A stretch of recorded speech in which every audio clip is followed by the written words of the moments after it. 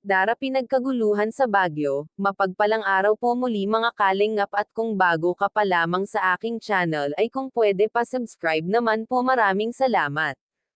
Update tayo kay Chinitang Dara at Kalingap Angels.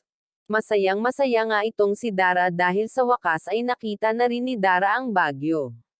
At pati mga Kalingap Angels ay masaya pagdating nga nila doon sa Baguio ay agad sila sinalubong ng mga taga-suporte ng Kalingap.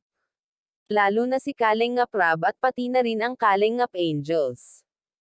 At isa na si Dara na kilalang kilala na, ang dami talaga mga tagahanga ng Team Kalingap at Kalingap Angels.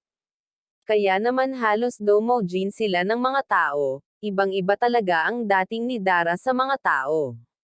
Kaya naman labis na nagpapasalamat si Kalingap Rab at Kuya Val sa mga sumusuporte sa Kalingap. Kaya ito ang dahilan kung bakit dito napili ni Kuya Val mag-celebrate ng kanyang kaarawan. Ay para makasama ang mga taga-suporte ng Kalingap. At makapamasyal na rin sa Baguio, samantala abala naman ang mga Kalingap Angels kanya-kanya silang selfie. Samantala ito naman si Chinitang Dara ay abala rin sa pagkukuha ng picture. Mapapabilib ka na lang dito kay Dara, marunong makisama at masayahin kasama.